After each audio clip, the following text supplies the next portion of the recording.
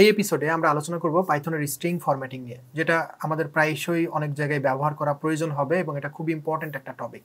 এবং এরপরেই আমরা যে চ্যাপ্টারটা শুরু করব সেটা হচ্ছে পাইথনের কন্ডিশনাল স্টেটমেন্ট। সো আপাতত আমরা ফোকাস রাখবো পাইথনের স্ট্রিং ফরম্যাটিং এর উপরে। আমরা সরাসরি স্ক্রিনে চলে যাব এবং দেখবো আসলে পাইথনের স্ট্রিং ফরম্যাটিং কি এবং এটা কিভাবে কাজ করে। সো এখানে আমরা প্রিভিয়াস এপিসোডের ইউজার ইনপুট যে প্রোগ্রাম ফাইলটি ছিল সেটাই আমরা ইউজ করব, কারণ এইখান থেকে কিছু কোড আমরা ব্যবহার করব, যার কারণে আমরা এটা চেঞ্জ করতেছি না। সো এখান থেকে আমাদের যে এজ ইনপুটটা আছে প্রিভিয়াস এপিসোডে আমরা বুঝাইছিলাম এটা আসলে কিভাবে কাজ করে। সো আমরা এজ এবং এই এজ কেটে দিব। তুমি যদি প্রিভিয়াস এপিসোডটি না দেখে থাকো তাহলে অবশ্যই এই ভিডিওটি দেখার আগে প্রিভিয়াস এপিসোডটি দেখে আসতে হবে।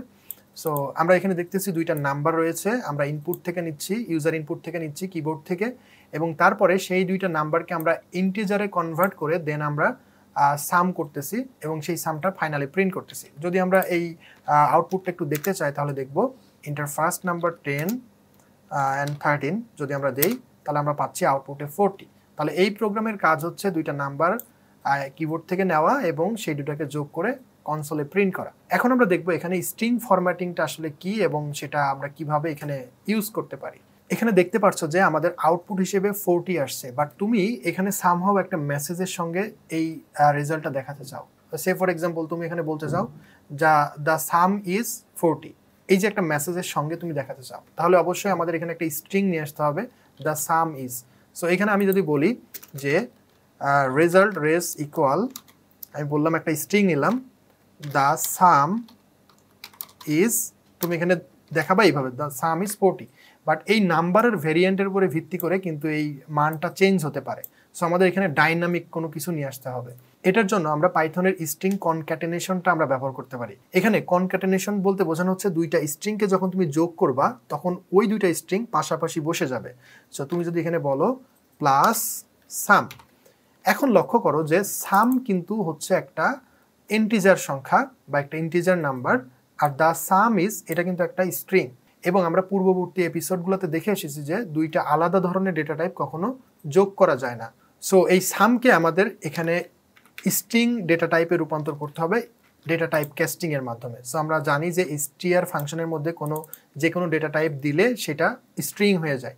তাহলে এখানে দেখতে পাচ্ছ যে দ্য সাম ইজ যে ভ্যালুটা আছে সেটা পাশাপাশি বসে যাবে। তাহলে আমাদের আউটপুটটা হবে, আমাদের অবশ্যই এখানে রেজাল্টটা প্রিন্ট করতে হবে সামের পরিবর্তে। এবং এখানে যদি আমরা এখন রান করি প্রোগ্রামটা তাহলে দেখবে এখানে নাম্বারটা চাচ্ছে সাপোজ 50 অ্যান্ড 20, তাহলে আমাদের রেজাল্ট হবে 70। সো আমরা যদি এটা রান করি তাহলে দেখব দ্য সাম ইজ 70। তো এই যে নাম্বার এবং স্ট্রিং তুমি একসঙ্গে করে একটা মেসেজ দিলা, ইউজারকে একটা মিনিংফুল মেসেজ দিলা, এটা হচ্ছে বলা হয় স্ট্রিং কনক্যাটেনেশন, মানে দুইটা স্ট্রিংকে একত্রে যোগ করা। আমরা জানি যে দুইটা নাম্বার যোগ করলে সেটা হয়ে যায় তার রেজাল্টটা, মানে যোগফলটা আসে, বাট দুইটা স্ট্রিংকে যদি আমরা যোগ করি সেটা কিন্তু রেজাল্ট হয় না বা যোগফল কিন্তু হয় না। এই জন্য পাইথন প্রোগ্রামিং কি করে, দুইটা স্ট্রিংকে যদি যোগ করা হয় তাহলে সেই স্ট্রিং দুইটাকে পাশাপাশি বসিয়ে দেয়। সো এখানে যেমনটা হইলো যে দি সাম ইজ এখানে প্লাস str সাম, তো যে মানটা আসবে সেই মানটাকে স্ট্রিং করে এর সঙ্গে আমরা জুড়ে দিচ্ছি। এখন আসি এর থেকে একটা বেটার ওয়েতে আমরা কিন্তু এটা করতে পারি, সেটাই হচ্ছে স্ট্রিং ফরম্যাটিং। সো আমরা যদি এইটাকে কমেন্ট করি এবং এর যে অনুরূপভাবে যে আমরা স্ট্রিং ফরম্যাটিংয়ের মাধ্যমে যেটা রিপ্রেজেন্ট করতে পারি সেটা হচ্ছে, সো আমরা যদি এখানে বলি রেস ইকুয়াল, এখানে একটা স্ট্রিং নিলাম দ্য সাম ইজ, এইখানে আমাদের স্ট্রিং ফরম্যাটিংটা করতে হবে। সো এখানে যদি আমরা একটা কার্লি ব্রাসেস দিয়ে দিই এবং এই কার্লি ব্রাসেসের মধ্যে আমরা লিখব সামটা, যে ভেরিয়েবলের নামটা সেটা লিখব, এবং এইটা যদি এখন আমরা রান করি তাহলে দেখব 10 30। সো আমরা দেখছি দ্য সাম ইজ সাম, যেমনটা আমরা লিখেছিলাম তেমনটাই কিন্তু আসছে।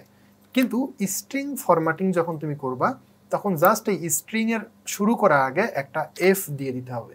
এই এফটা ইন্ডিকেট করে যে এটা একটা ফরম্যাটেড স্ট্রিং, অর্থাৎ এই কার্লি ব্রাসেসের মধ্যে যদি আমরা কোনো মান রাখি বা কোনো ভেরিয়েবল রাখি সেটা পাইথন এক্সিকিউট করে।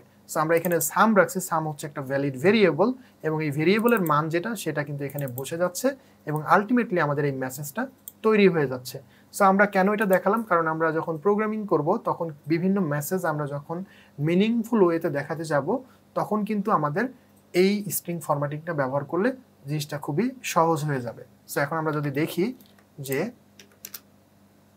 First number 20 and second number 25। So দুইটা যোগ হয়ে আমাদেরকে রেজাল্ট দিবে 45। So the some is 45।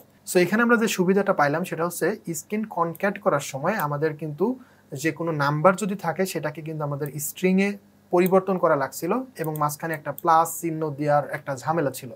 But আমরা যদি স্ট্রিং ফরম্যাটিং ব্যবহার করি তাহলে আমরা দেখছি একটা জাস্ট এফ স্ট্রিং দিয়ে জাস্ট আমরাকে একটা এফ দিলে, কিন্তু স্ট্রিং ফরম্যাটিংয়ের ক্ষেত্রে আমরা যেটা দেখছি যে স্ট্রিংটা যদি এফ দিয়ে শুরু করা হয় এবং মাঝখানে যদি আমরা কোনো ভেরিয়েবলের মান দেখাতে চাই তাহলে জাস্ট একটা কার্লি ব্রাসেসের মধ্যে ভেরিয়েবলের মান দিয়ে দিলে বা পাইথন কোড দিয়ে দিলে কিন্তু আমাদের এই যে টোটাল বাক্যটা বা টোটাল যে মেসেজটা এটা কিন্তু আমাদের অটোমেটিক্যালি প্রিপেয়ার হয়ে যায়। এবং সাধারণত এই ফরম্যাটকে বলা হয় এফ স্ট্রিং, আর এইভাবে স্ট্রিং লেখাকে বলা হয় এফ স্ট্রিং, এবং এটাই ছিল স্ট্রিং ফরম্যাটিং।